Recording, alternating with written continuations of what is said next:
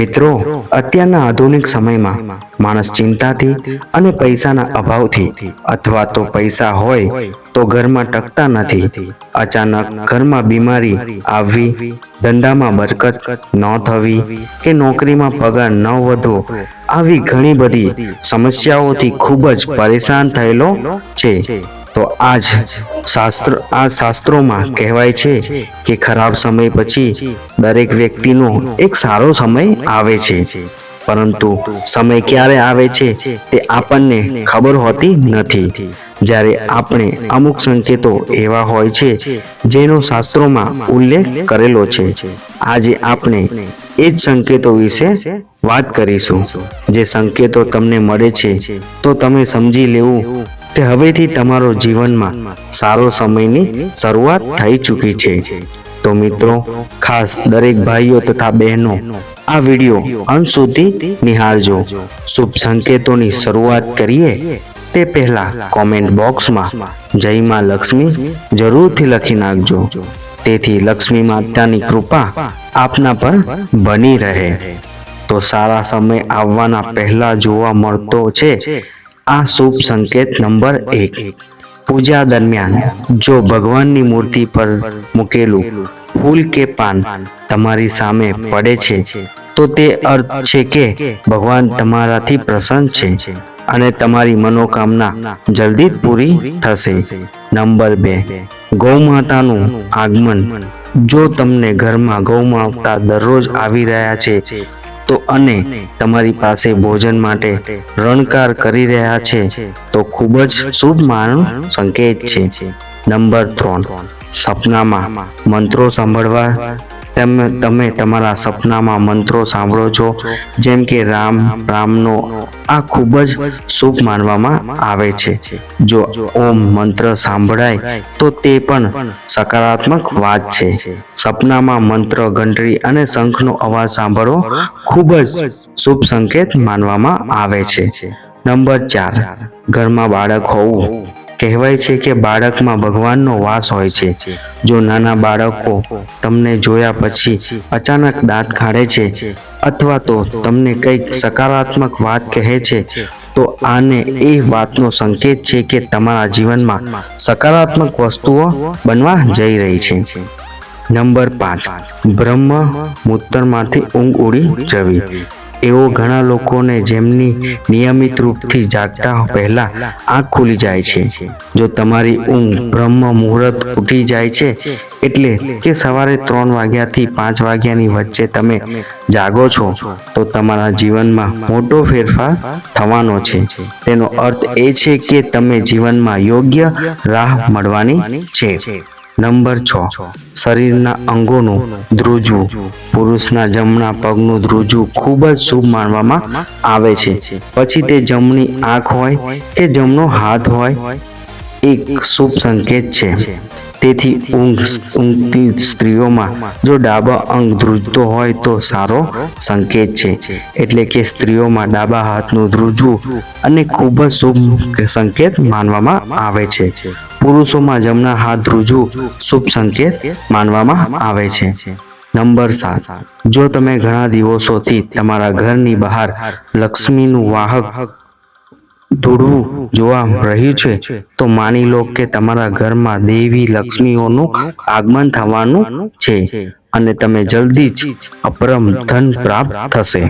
જો તમને કોઈ પણ કામમાં ક્યાંય બહાર જઈ રહ્યા છો અને રસ્તામાં તમને કોઈ કૂતરાને તેનો મોંમાં શાકાહારી વસ્તુ અથવા તો રોટલી લઈને જશો તો તેને શું સૂચક છે કે તમે ક્યાંક ધનનો લાભ થવાનો છે. નંબર 8. અંદરથી અચાનક ખુશી થવી. ઘણી વખતે તમે જોયું હશે કે તમને અચાનક ખુશ થવાનું મન થાય છે. તેનો મતલબ તમારે સમજી જવું કે ભગવાન તમને કંઈક સારા સંકેત આપી રહ્યા છે. જો તમને આ સમયે ખુશ થવાનું મન થઈ રહ્યું છે, તેવી જ રીતે ભગવાન તમારા જીવનમાં જલ્દી જ ખુશીનો પાળો લાવે છે. તમે સુખનો અનુભવ થવાનો છે. જેટલું પણ દુઃખ તમને તમારા જીવનમાં જોયું હશે તે જલ્દીથી સમાપ્ત થશે. આ સમયે તમારું મન પ્રફુલ્લિત થઈ જશે. નંબર 9. કાચબાને જોવું. તે શુભ સંકેત છે. ભગવાન વિષ્ણુ કશ્યપ અવતાર લીધો હતો. જો તમને સપનામાં કાચબ દેખાય તો સૌભાગ્યથી નિશાની છે. કિસ્મતનો બંધ દરવાજો જલ્દી જ ખુલી શકે છે. કોઈ દિવસે જો તમને તમારા ઘરની નજીક અથવા તો રસ્તા પર મોર જુઓ છો અને તમે મોર નાચતો જુઓ છો તો તમે જલ્દીથી જ દિવસથી તમારા સારા દિવસો શરૂ થઈ જશે. મોર જોવો શુભ માનવામાં આવે છે. નંબર 10, જો તમે કોઈ કામ માટે વહેલી સવારે ઘરેથી નીકળ્યા હોય, રસ્તામાં કોઈ નવા વર કે કન્યા દેખાય તો સમજ્યું કે તમારો સારો સમય શરૂ થઈ રહ્યો છે. તે જ દિવસે તમારે શુભ સંકેત માનવામાં આવશે. નંબર 11, હાથમાં ખંજવાળ આવી. સ્ત્રીના ડાબા હાથમાં અને પુરુષના જમણા હાથમાં અચાનક ખંજવાળ શરૂ થઈ જાય તો તે પણ શુભ માનવામાં આવે છે. તે અર્થ એ છે કે તમે કોઈ પણ સમયે આર્થિક લાભ મળી શકે છે. નંબર 12, શંખનો અવાજ સાંભળવો. જો વહેલી સવારે શંખનો અવાજ સંભળાય છે તો તે ખૂબ જ શુભ સંકેત માનવામાં આવે છે. સવારે શંખનો અવાજ સાંભળવો મતલબ કે તમારું ભાગ્ય ખુલવાનું છે. નંબર 13, જો તમને યાત્રા કરી રહ્યા હોય અને એ દરમિયાન તમને સાપ કે વાંદરો દેખાય તો તે ખૂબ જ શુભ માનવામાં આવે છે. શુભ સંકેત પણ આ છે. તમારા જીવનની આર્થિક તંગી દૂર થઈ જવા રહી છે. તમારી પાસે ધનનું આગમન થવાનું છે. જો તમે રાત્રે આકાશમાં તારા કરતા જુઓ છો તો તરત જ કોઈ ઈચ્છા વ્યક્ત કરો અને બે માન્યતાઓ અનુસાર તે ઈચ્છા 30 દિવસની અંદર પૂરી થઈ શકે છે. આ એક ખૂબ જ શુભ સંકેત પણ માનવામાં આવે છે. નંબર 14, સાવરણીને જોવું. સાવરણી દેવી લક્ષ્મીનું પ્રતીક માનવામાં આવે છે. જો તમે કોઈ કામ માટે બહાર જઈ રહ્યા છો અને કોઈ રસ્તામાં રસ્તો સાફ કરતા જુઓ છો તો સમજવું કે દેવી લક્ષ્મી તમારા પર કૃપા કરી રહી છે. તમારા ઘરની સમસ્યાઓ દૂર થવા જઈ રહી છે અને તમને ધનની પ્રાપ્તિ થવાની છે. નંબર 15, જો ઘરમાં અચાનક એક જગ્યાએ 3 ગરોળી દેખાય તો તે ખૂબ જ શુભ માનવામાં આવે છે. આ દેવી લક્ષ્મીનો આગમનનો સંકેત છે. એવું પણ કહેવાય છે કે જો ગરોળી એક બીજાનો પીછો કરતી જોવા મળે છે તો તે ઘરની પ્રગતિનો સંકેત છે. નંબર 16, સમૂહમાં કાળી કીડીઓ જોવા મળે છે તો અચાનક તમારા ઘરના દરવાજે અથવા તો અન્ય કોઈ જગ્યાએ સમૂહમાં કાળી કીડીઓ જો દેખાય છે તો તે સ્પષ્ટ સંકેત છે કે દેવી લક્ષ્મીની કૃપા તમારા પર બની રહી છે અને તમારું કોઈ પણ અટકેલું કામ સંપન્ન થવાનું છે. આવી સ્થિતિમાં તે કીડીઓ નમસ્કાર કરો અને તેને લોટ ખાંડ મેળવીને આપો. નંબર 17, પાણીથી ભરેલું વાસણ જોયું. જો તમે કોઈ પણ મહત્વપૂર્ણ કામ કરવા ઘરની બહાર જઈ રહ્યા હોય અને કોઈના હાથમાં પાણી ભરેલું વાસણ દેખાય છે તો તે પણ એક શુભ સંકેત છે. નંબર 18, ઘરની છત પર કોયલનો અવાજ પણ એક શુભ સંકેત જોવાય થાય છે તો સારી સંપત્તિ વધારો થઈ શકે છે. જો તમને તમારા સપનામાં અથવા તો રસ્તા પર સોનેરી સાપ દેખાય છે તો તમારો સારો દિવસ શરૂ થવાના છે અને ભાગ્ય મુજબ થવાની નિરાશની મનમાં આવશે. જે દિવસે તમે સવારે ઉઠો છો અને સૌથી પહેલા દહીં કે દૂધ જુઓ છો તો તે સૌભાગ્યની નિશાની છે.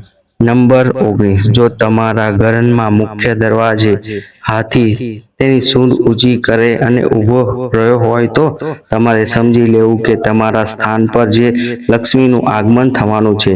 તમારા પરિવારને સુખ સમૃદ્ધિમાં વધારો થવાનો છે. હાથીને ભગવાન ગણેશનું પ્રતીક માનવામાં આવે છે. નંબર 20, જ્યારે પણ તમે તમારા ઘરની સામે આંકડાના છોડ ઉગતા જુઓ તો સમજી લો કે સારો સમય આવવાનો છે. આ શુભ સંકેત ખૂબ જ શુભ માનવામાં આવે છે. જો તમે રસ્તા પર ચાલતી વખતે કોઈ સિક્કો પડેલો જોવા મળે છે તો સમજી લેવું કે ઉધાર આપેલા પૈસા જલ્દી જ પાછા મળી જશે. નંબર 11, જો રસ્તામાં ક્યાંક જતી વખતે તમને તમારી જમણી બાજુ કોઈ વાંદરો, કૂતરો કે સાપ દેખાય તો એ સારો સંકેત છે. પૈસા તમારી પાસે આવવાના છે. જો સવારે તમે જાગતાની સાથે જ પૂજાનું શ્રીફળ જુઓ છો, તેનો અર્થ એ છે કે તમારા પર માતા લક્ષ્મીની કૃપા થવાની છે. આ ઉપરાંત આર્થિક સ્થિતિ મુજબ થશે. Thanks for watching. તમે આટલે સુધી વિડીયો જોયો તે બદલ તમારો આભાર. આવા જ વિડીયો જોવા માટે અમારી ચેનલને સબસ્ક્રાઇબ કરી લેજો. તમારા ફ્રેન્ડ, મિત્ર અને બધા સાથે અમારી આ વિડીયો શેર કરી લેજો. તો મળીશું ત્યાં સુધી નવા વિડીયો સાથે. ત્યાં સુધી કોમેન્ટમાં જય લક્ષ્મીમાં, હર હર મહાદેવ લખી દેજો, જેથી લક્ષ્મીમાની કૃપા અને મહાદેવની કૃપા તમારા પર અને તમારા પરિવાર પર સદાય બની રહે. જય શ્રી કૃષ્ણ. જય શ્રી લક્ષ્મીમાં. હર હર મહાદેવ.